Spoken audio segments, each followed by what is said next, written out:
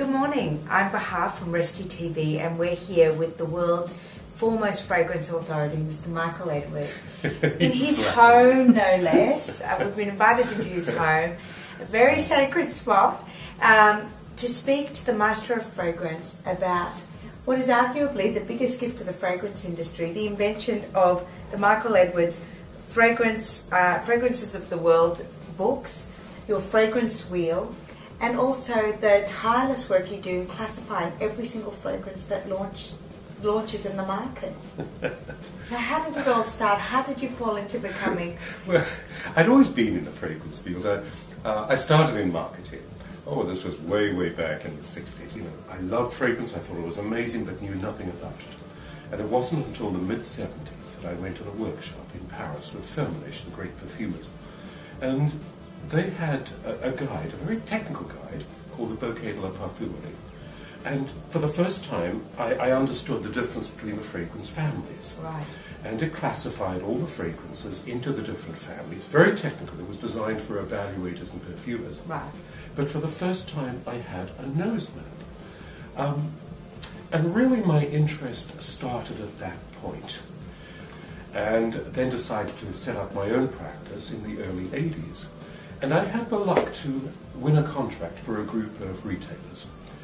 Perfume was a big part of their business, and there was no guide. So, with the help of a perfumer, I started putting together a little guide. So this was the forefather... Oh, that was 27 years ago. It was a tiny little tatty guide. It was maybe about 360 fragrances in it there. I remember it was 1984. I'd gone to bed. Clearly I was niggling this in my mind. I remember waking up about 1 o'clock, and the idea was there. And literally, I haven't changed from it. We talk about perfumes being fresher or richer. So I thought, well, why don't I create a guide where we take the typical fragrances in each family. So if I give you flowers like Paris, it's rose scent. If I give you a soft floral like Chanel No. 5, that's a classic one.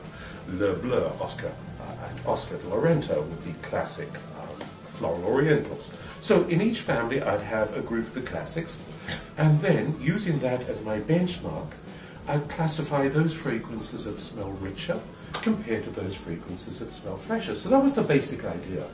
Well, I put it together and it worked. But in many ways I think there's an analogy between wine and fragrance, and I've used that. For example, in wine we talk about red wines and white wines and sparkling wines and fortified wines. Sure. And if you like white wines, people would offer you a Chardonnay, or do you prefer a Sauvignon Blanc or a Riesling? We have the same logic when you boil it down in fragrance.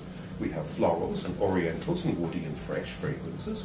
And if you like orientals, then instead of the Chardonnays and the Sauvignon Blancs, I can offer you a true oriental like Shalimar Obsession, or a softer oriental such as Opium or Cocoa. I like the idea of that you can offer someone variety within something that they already like. Is that something that we can kind of take with us when we go fragrance shopping? My feeling would be explore the family that you like. Mm-hmm. We don't know why some people like florals, other people like orientals. Mm-hmm. For all the magic of the scientists, we still have not figured out why people do that.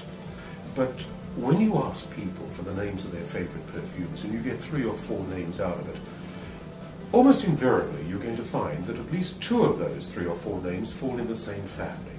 For me, I would look at exploring the beauty of the families you especially like. By all means, from time to time, move one family up in the wheel or one family down. And it could well be that you will discover a totally different family that for some reason you like. Maybe as you get older, your tastes may change, for example, there. But I would recommend that you explore your families first of all. And if you want to pick up the Bible, as it's known in the industry, we'll also put up the website link for that.